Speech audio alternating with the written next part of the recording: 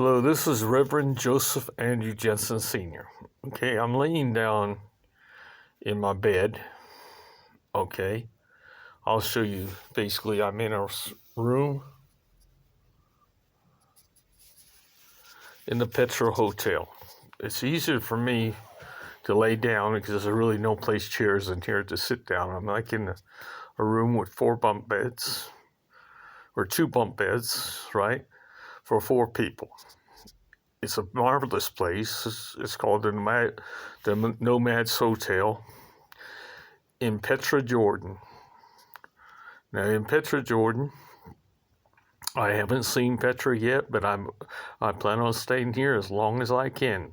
That could even mean years. I don't want to move from here. I have a visa that says I can be here. Welcome to stay, and it didn't give me a time limit. Just says per stay. Enjoy my stay, and it was free. Okay. So, well, who's to say how long a stay is? Whether it's 3 months, 6 months, a year, or several years, or the rest of my life. The point of the matter is, right now, this is the biggest point. I have a lot to tell you that's very important. This message is to the whole world. Okay. We are at war, basically, with God, Allah. Okay? This world has created a mess. When I was in 2019, June the 9th, 2019, I became a minister. I was 68 years old. I'm 72 now. When I was 68 years old, God finally talked to me. Now, I've been talking to God since I was 3 years old. I am autistic.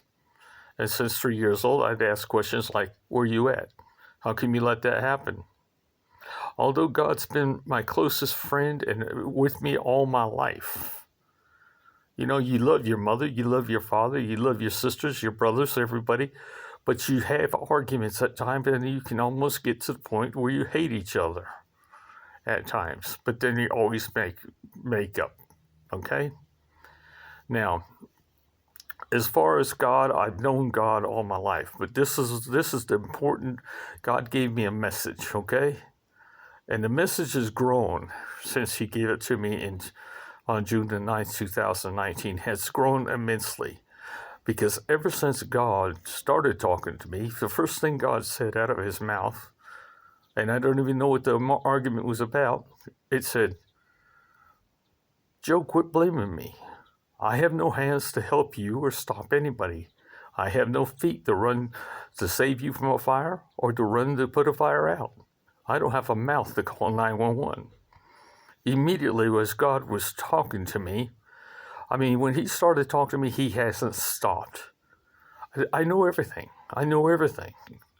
I don't even think about what I'm going to say because God has taken over my mouth.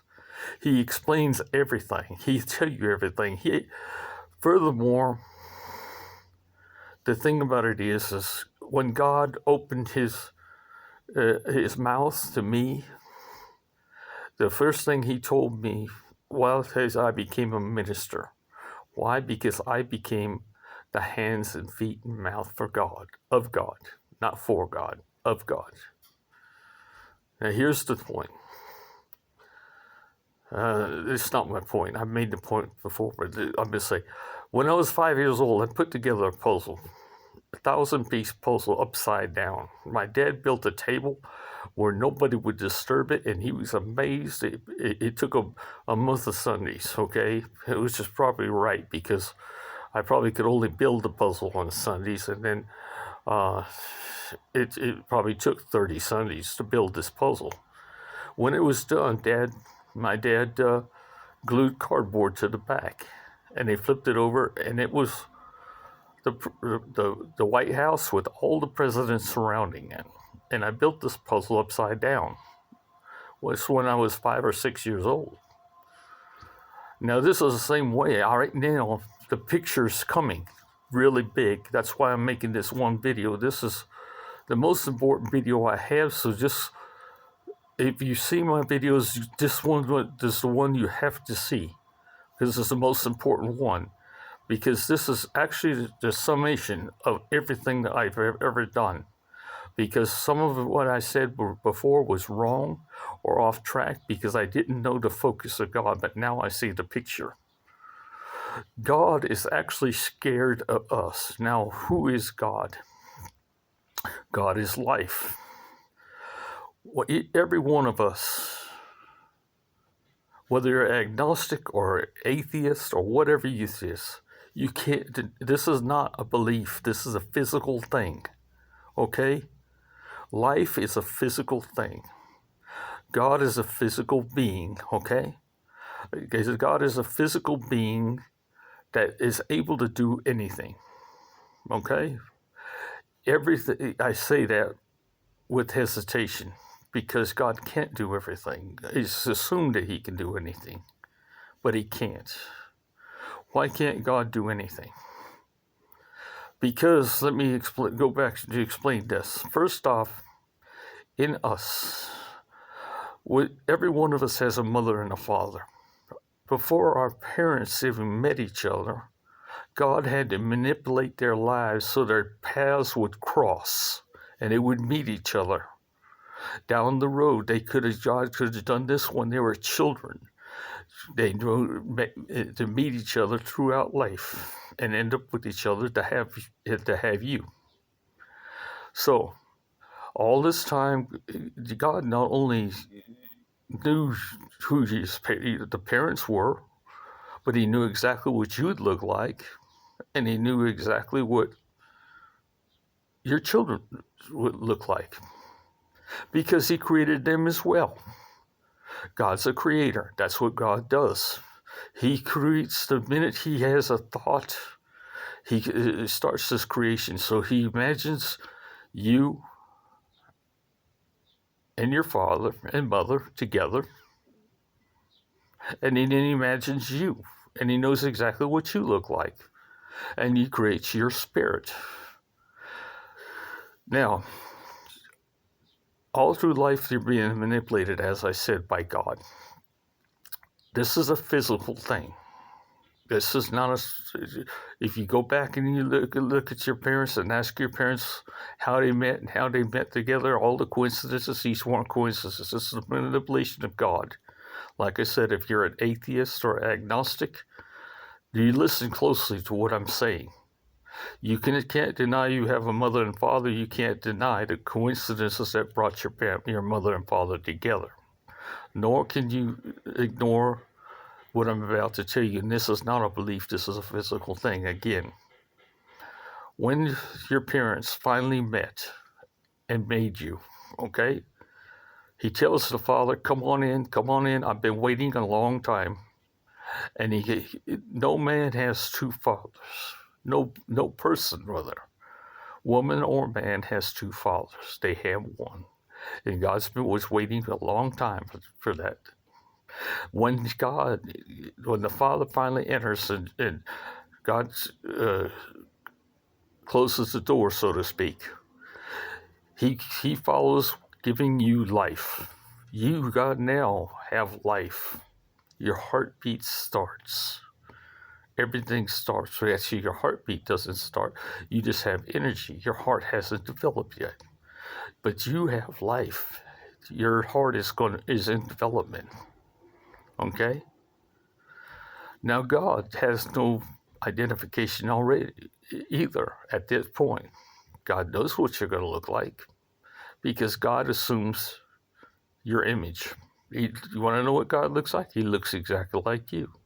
Look in the mirror and you'll see God. Whether it's a man or a woman, it makes no difference. You look in the mirror, that's what God looks like. I was a crane operator for 35 years. Nobody can come between me and my levers but God. And I can't pull a lever until God pushes a button or pulls a lever as well. Does that make sense? Like when you're driving a car, nobody comes between you and driving that car but God, Allah. And if Allah's the same as God,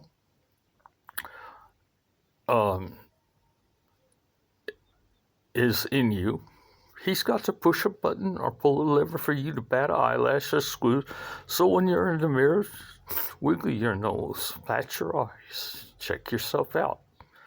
You couldn't make those faces without God allowing it to happen. Who else do you have inside you? You have your DNA. Your DNA is your total family in your bloodline. They're alive.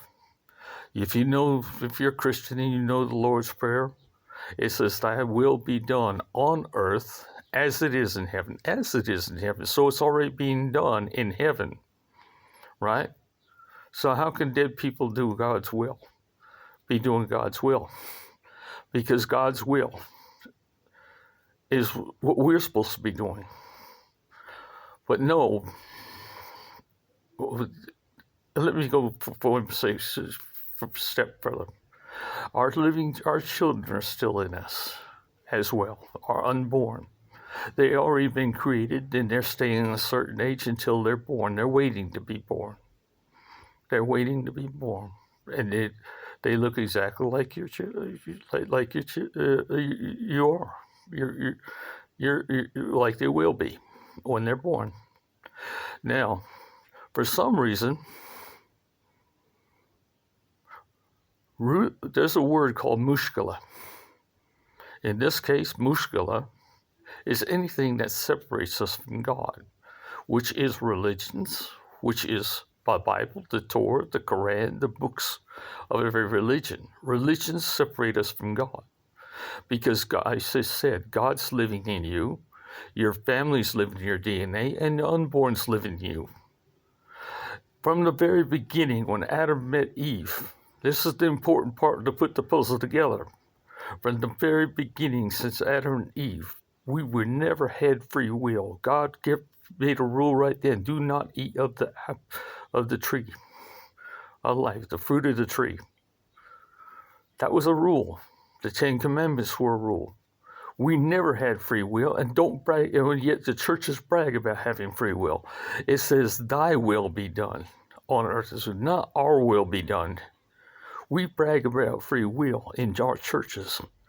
How far off have we gotten since then? God is terrified of us because God cannot touch us. He can't do anything because what's inside us? God lives inside us. Our families live inside us. And our unborn live inside us. Now, I don't care if you're the worst person in the world, a mass murderer, or whatever you are in this world. You hold your family, and you hold your unborn. So God cannot do anything. We tied to God's hands. God is actually scared of us. He started out being sad. Then he got mad. But then he figured out he can't do nothing about it. So God has been terrified of human beings. Even some animals took free will and became mean and aggressive. They terrify God. God is terrified of humans. Now, here's the important part. The puzzle is coming together. I've been trying to preach this message to every. I started off at Christmas, going to the biggest church in the United States, which was Lakewood Church in Houston, Texas. And I was trying to get donations.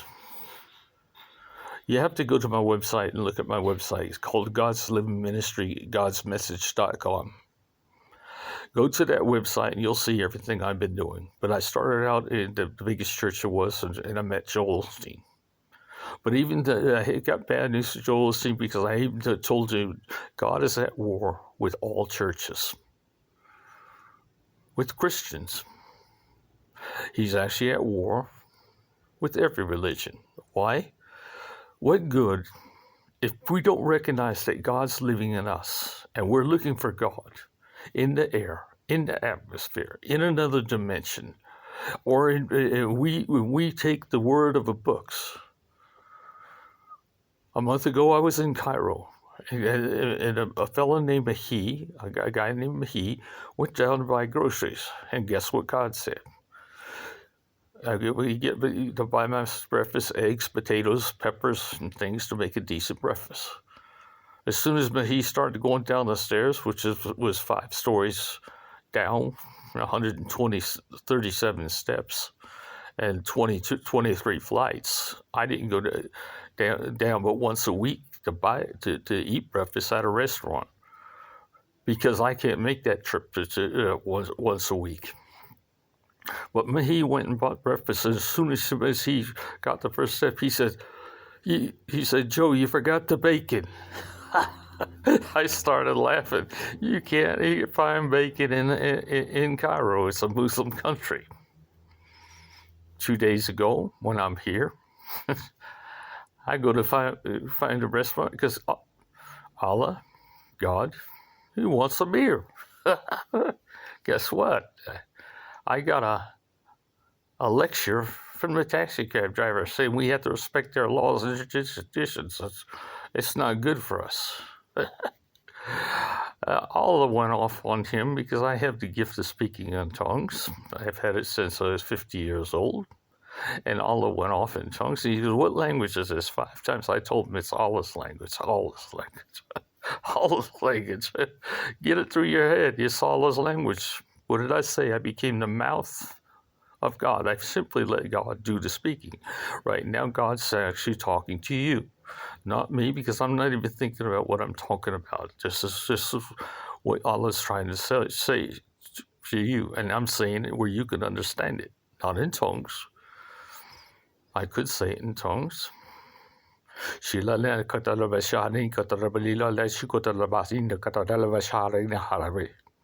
That's God, okay? Now, that's the scary part for the Muslims, because they do understand it is their language, but they don't know the dialect. They know, too, anybody that's in the presence of God. But what good is it to pray if you're looking like the Christians for the good old gospel trip to go far beyond the sky, or looking for heaven in another place? Heaven's in your own body. When you die, you're going to immediately go with your family. For instance, I pointed out in my website and in my videos that if somebody was to point a gun and shoot at your head, before the bullet ever entered you, God could leave your spirit, could leave your body, and you would never feel a thing. The only thing you would do is be there meeting your deceased, whether that be your parents, your grandparents, your aunts, your uncles. You'd be meeting everybody in your bloodline that you never met before. You'll be able to visit all of your ancestors. You'll be the happiest day of your life, and you're not going to see or feel or hear anything from that gunshot. The mess is going to be left over because you're going to be immediately with your family. Now, this is proof. You want proof? You're in your DNA. Those same living relatives and everybody are living in your children. You're living in your children, and they're living in you. We can't die. Just like God, we can't die. We're always living in someone. Anyone. Unless we have an abortion or we kill each other, which we've been doing, both. We've been killing indiscriminately. We have taken free will and we've taken it to the max. God has been so, separate. We have separated ourselves so far from God that I don't know whether it's a majority of gods or a minority. But there is a gods that do not want to change. The God in me wants to create heaven on earth and has a plan to do so. How is God going to do this? By money. By money. Okay, now listen closely to what I'm saying. Everybody on earth is going to get more money than they can possibly spend.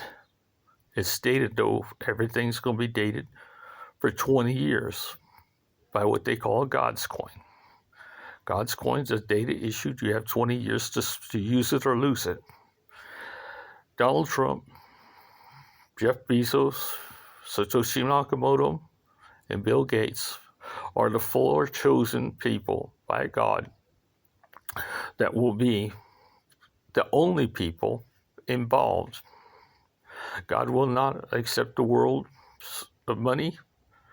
It will not accept. And the God's coin will start with those 4 people. And they'll start in the countries I've been to. First was Burundi, the poorest country in the world. Then I went to Cairo. Now I'm in Jordan, right beside Palestine. Together, God's coin will get to the Palestinians, and they'll get to the Jordans, and they'll get there in such a way that they will be one of the wealthiest countries in the world. And who's going to make sure that it stays that way? Bill Gates. Yes, Bill Gates. Bill Gates is going to say it will start with just $1 billion, but he'll end up taking his whole $167 billion or whatever he has, and investing it in Jordan and Palestine till everything's out of the United States. Now, why did they have to get everything out of the United States? Because on November the 16th, the day after elections, fair warning, a God's coin, a share, basically, it's not a coin, it's a share of what's ever collected, is called a God's coin, is dated for 20 years. A person in the United States will have to pay, it's not going on the market, but to buy a God's coin will cost $50,000. $50,000. As I said, the world will not be involved with this. They won't be able to buy God's coin or get God's coin. The only one that can get it at this point will be Bill Gates in Jordan and Palestine. Then Donald Trump and just Dan. Now, Bill Gates immediately will get 2 God's coins for every dollar he has. So instead of it being having 170 billion dollars rounded off, he'll have 340 billion dinars. Okay, because I give him 2 God's coin for every dollar. So he'll have 2 billion God's coins. Now, that means he'll have 340 billion. He's grown, he's doubled his money. Now, Donald Trump, he's got the least. He's got $8 billion. $8 billion, but the Burundian franc is 5,000 to the dollar. The poorest country in the world has to pay 5,000 Burundian francs to a dollar. So I will make the Burundian franc equal to the dollar in Burundi. So that means that right now, when Donald Trump gives his $8 billion, multiply that 8 billion times 5,000. He'll be a trillionaire. Jeff Bezos and Satoshi Nakamoto, you're just got a little bit less than Jeff Bezos. You're the second richest, but Bitcoin is not going to hold up against God's coin. So you will have to change your currency. Get it out of America. Get it out of America completely. All of you got to get it out of America, because it's going to cost $50,000 after December the 16th. After December the 16th, your God's coin is going to drop. Bitcoin is going to drop. Everything's going to drop right off the charts. And you know, Jeff Bezos, if you hold on to your money and don't invest, you won't be a billionaire anymore. You'll be more a millionaire. But Satoshi, I'm leaving you to Congo, because it's 106 million people. It's 5 times bigger than Burundi, and it's 5 times bigger than, probably more than 5 times bigger. And Satoshi that'll be exclusively for you, for the Congolese bank. Jeff Bezos, because you had the most $202 billion or more, you will have the rest of Africa and Egypt to deliver. Once you guys get involved, I mean, you're going to invest it all. Get it out of America. Get it completely. So before you lose, before you lose $50,000 per second, per split second. Okay? Now, the world's going to see a whole continent, 1.4 billion people, Africa. You're going to see also Palestine and Jordan, including the whole continent. Who I see next? Now, I sent a letter to Donald Trump to start this mess, and this is what I'm making this thing. It's to start this whole thing. I've sent it to Donald Trump because God knows that Donald Trump listens to God. He doesn't make a decision right away. He listens and he thinks. Hopefully he thinks about what I'm saying. And what I'm saying right now, I'm giving the world fair warning. You can't stop God's coin. It's coming. With the letter that I just wrote Donald Trump, and he's received it, the minute I think that immediately they said they're looking into the matter. Now, here's the deal. I will write the same letter to China to see President Xi Jinping. I realize that there's two presidents in China. Xi Jinping's the communist China. Then you have Liao Qing, or whatever it is, this new president of the Republic of China.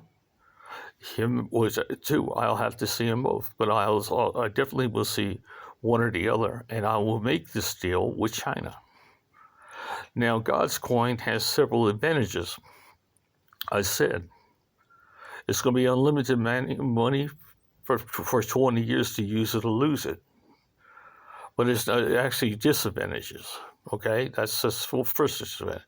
The other one is that once you get God's coin, if you start messing around or you do anything wrong, your accounts are in the bank, it can be suspended and you could lose all or part of your thing when you're getting involved with anything dirty. So that's the other disadvantage. Now here's the advantage of God's coin. When you go to get God's coin, you'll be given a phone. Like I'm doing this right now and shaking while I'm making this. The point of the matter is when you get this phone, it's made with voice recognition, face recognition, fingerprint identification, grip identification, and several other ways, okay? And what I'm saying, this is the way that the banks will be able to do the things, just open the phone. No more numbers, no more algorithms, no more third parties. They have everything shaken. You have everything in your hand to open the phone. Once this phone company sets up the phone, they close the phone, you open it for the banker, hand it to the banker, and an 18-year-old will have every 18-year-old or older parent will get a phone, grandparent. They all get phones. They will also be registered to vote. Do you catch on to this idea? Because everybody that has a phone that's 18 years old will be voters. Basically, we're taking away the government, because government in the future will be on TV, be on reality TV to see their workings and to be voted on 24/7 from home by phone. Yes, that's the first vote we'll have, that we can vote from home by phone or in a secured pre-set up location. But it will be that we can vote by phone. Everybody in this world, what kind of democracy are we talking about? Everybody in the world has God's coin. Everybody in this world will have the vote. This is 100% democracy. This is not a republic. It's not a communist. You're getting more money. There's no taxes. The next part of this thing is everybody that's 18 18 years old to 40 years old will be aligned in God's services. What is God's services? Now, I could make this voluntary, but I'm sure that nobody will refuse. Because here's the point. Everything in this world will be free labor. Every business will get free labor. Every hospital, police department, trash collectors, road builders, construction workers. If you work at McDonald's, all you have to do is call for people at the workplace, because everybody will be on the payroll of God's coin. And when they get God's coin, it's basically they're working for God for free. So hospitalizations, health care, geriatrics, daycares, anything like that is going to be free. Education is going to be free as well. Everybody will, because I'm paying them, God's paying them through God's Living Ministry, will attend kindergarten again. As you'll be teachers' aides, and you'll help teach, but you'll be learning as well. Because the new education system is going to teach 7 languages, 1 language a day for 7 days. Okay?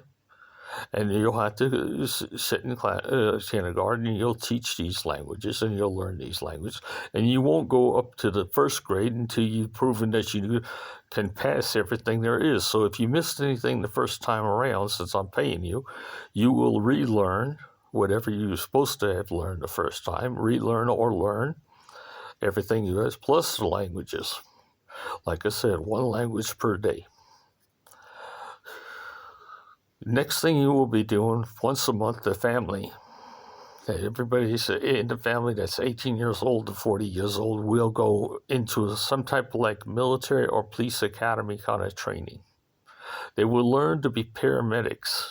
12 weekends, 3-day weekends will be required to take paramedic training to become, so that you can aid ambulance drivers, rescue squads, fire departments, and everybody.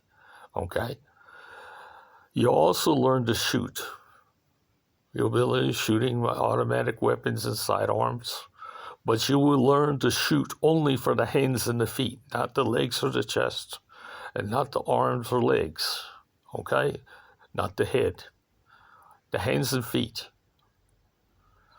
Again, just the reason why God cannot kill anybody, no matter how bad they are, because the fact you have the unborn living in you and you have your family living in you. God's hands are tied. We have alienated God away from us. When I was in Fujian, I had 2 dreams the first nights I was there. One was a sexual dream.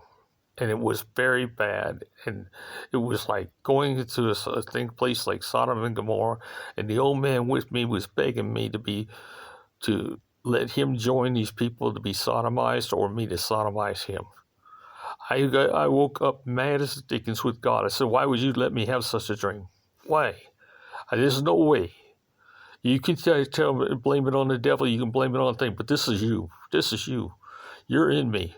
How could I have such a dream?" We had a big argument. The next night, I had a worse dream. I used to be an iron worker and carry an 8-pound sledgehammer on my side, because I was a person with special talents that knew what you call the rackabilly. Using pull pins and drift pins, I could go up on steel, and I could level a building even after it's been impacted, or what we call yo-yoed down, with enough force driving these pins and drift pins into plates. I could snap everything together by going to certain places and driving these pins through.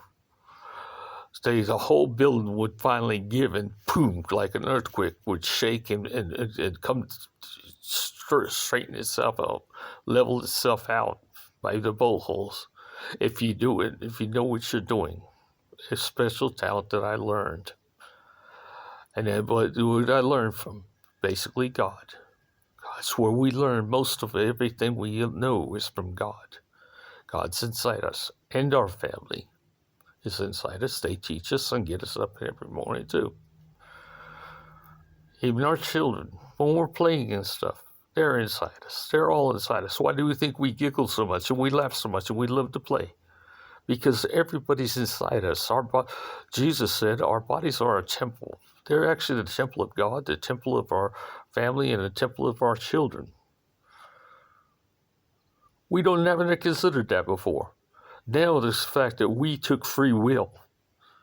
We took free will. It was always supposed to be God's will be done, but we took free will. We forced free will. It's not God's will, it's our will. And even the church, last time I was at my grandson's church, the pastor was on a roll, and even God was listening. He was just doing a real fine job until all of a sudden he mentioned free will. Right then it went stone cold. God went stone cold on them. Because ever since God started talking to me, I could hear God. Like what I said, I was in that building, the second time dream I was trying to tell you about. I was running, I was hiding. I got into an empty barracks and it was getting dark. The lights were on and it was dark. And I sat down on a bunk because I couldn't find another place to stay. I tried to hide in the walls and cover myself with a piece of sheetrock or something, but they couldn't. It wasn't wide enough. The wall wasn't wide enough. So then I sat down on the bed, and then all of a sudden the lights went out. It was pitch black, and I could hear the door open, not creep open. I'm talking about it slammed open, and I could hear 3 footsteps. Boom, poop, poop. The next thing, a towel went around my head, a scarf went around my head, neck, all the way to the top of my head.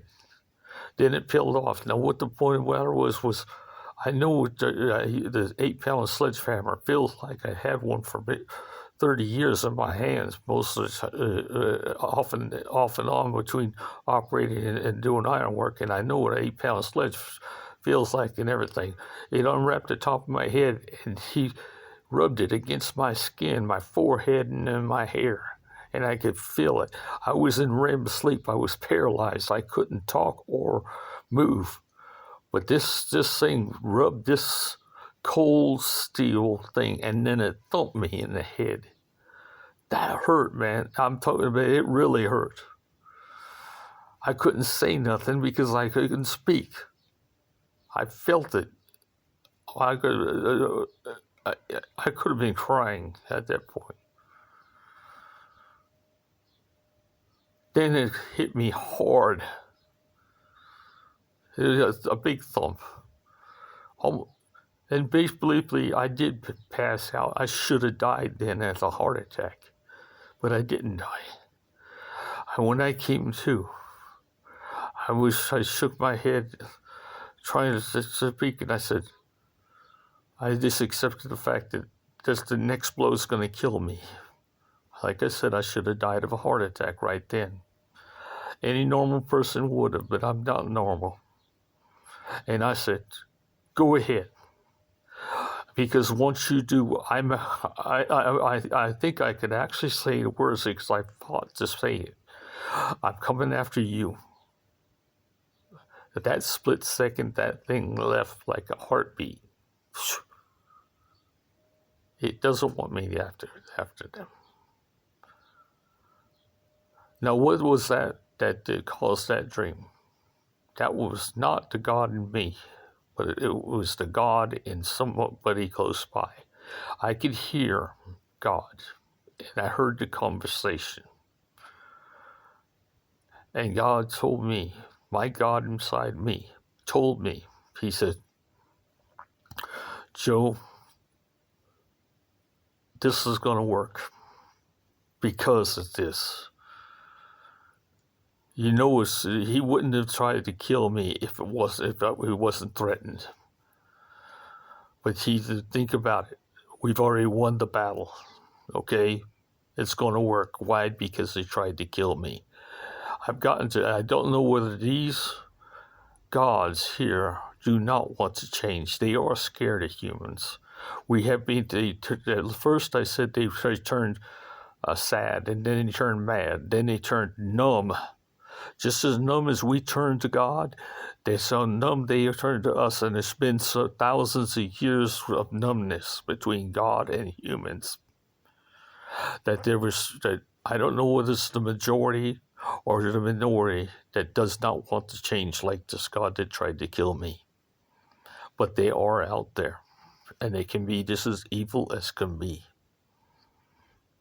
That's what the problem is. They can't be as evil. They just allow evil, okay? Maybe they actually enjoy it too. I have no idea. Maybe they've grown to enjoy it. It's possible if you read the Bible. Because who's to say? God's always looking for adventure. God's always looking for melodrama. He loves melodrama. I hate it. But here's the thing. I see the picture, the clear picture. You guys need to see the picture. This world's ending.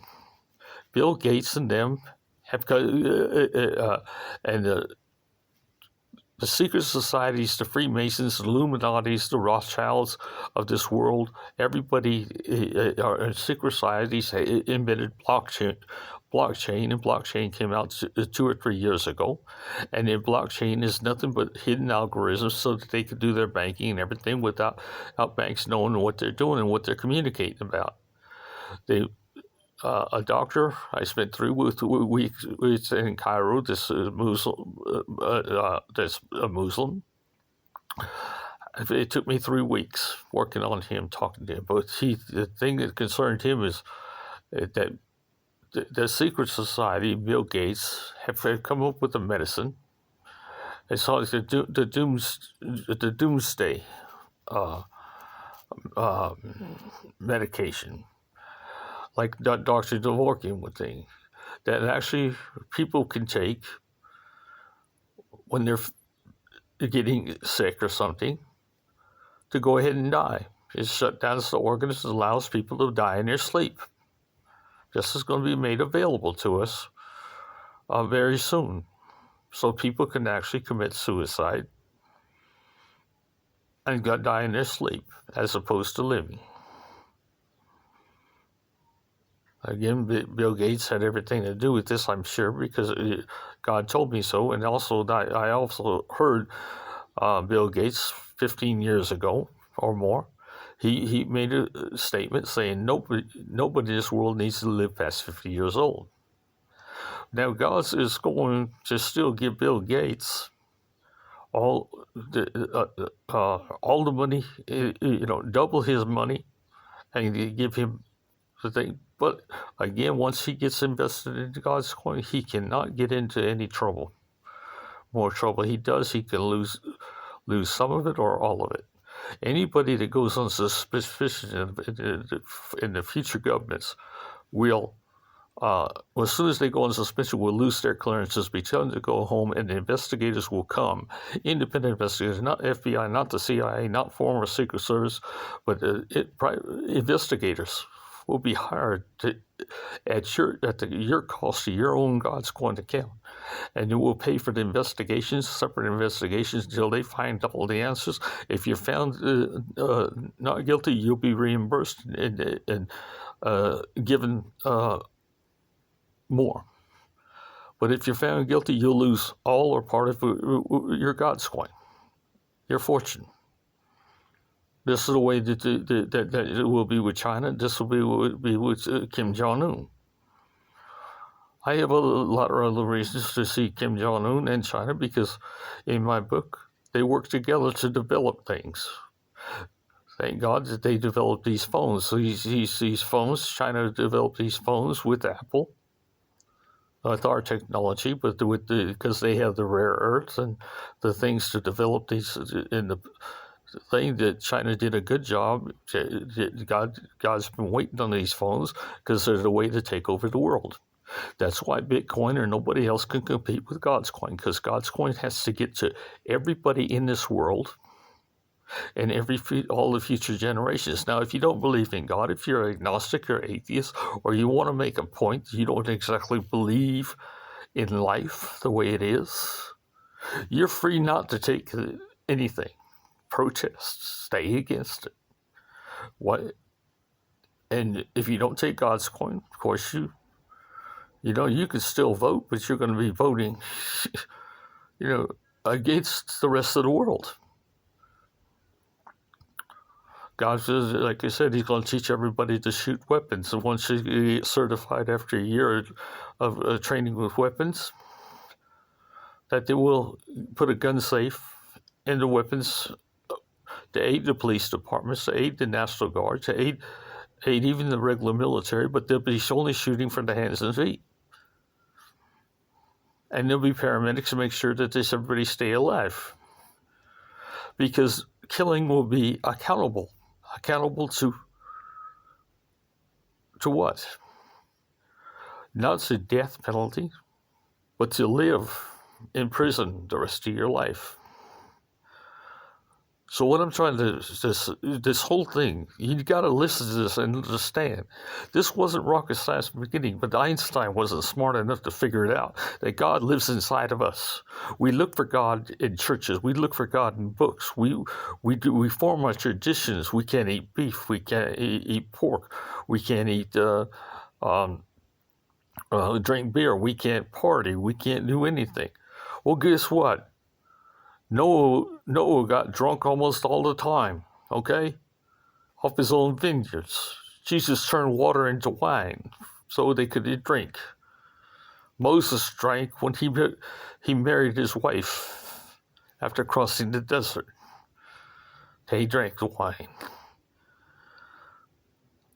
Everybody, they're not looking at the things. Because Jesus sent the swine into the hogs, doesn't mean we couldn't eat pork. God says He wants bacon, He gets bacon. He wants a beer, He's going to get beer.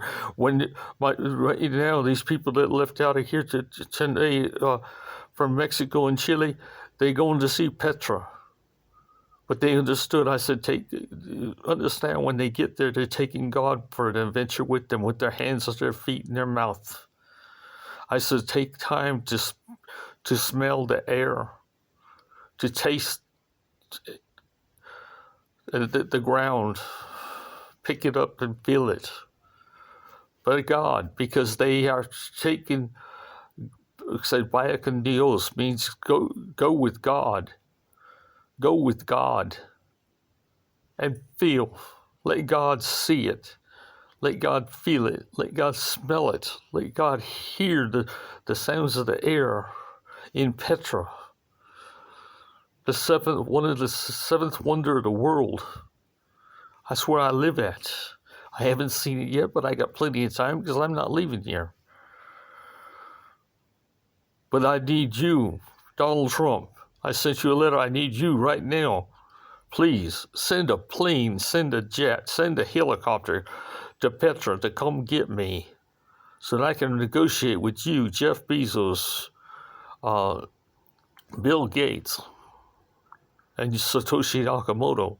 You are the four chosen to get it, and you're going to be a trillionaire. So will Jeff Bezos. So will because I'm not negotiating with the world. I'm negotiating with you four. After the U4, after Africa's there, I will negotiate with China.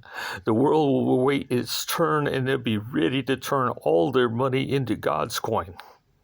As they see every country fall and everybody getting rich, getting so much money, they'll be waiting in line begging to turn their money from whatever assets they have to the gold, the silver, to Bitcoin, to whatever, into God's coin, because God's coin's inevitable. It has to do with everybody in this world has God inside them. And if you disagree with that, you're an idiot, because you're breathing, aren't you? Explain what life is. Is it electricity? Is it radiation? It's a combination of all. I'm having a real hard time holding this, but you understand. I'm going to. Donald Trump, come on now. Look at this. Somebody get this to Donald Trump. Your rewards will be great. I'll give you guys anybody that can get one of these people or all of these four men to go, because if you want deliverance and to let God build, the God in me wants to build heaven on earth. But he's going against, I don't know whether it's a majority or a minority of gods that do not want to they don't trust humans. They don't want to. They don't want to get any association with human beings. So listen to you be in churches. You self-righteous Christians are saying, hallelujah, raising your hands and wanting to take a gospel ship to the party. How much more disrespectful can you possibly be, let alone the religion that you follow? I mentioned it by Paul. Paul was the great deceiver. He's the Antichrist. Yet you take the writings of the New Testament, which could be up to 20 books that Paul wrote or rewrote from the epistles, the only original writings of John, of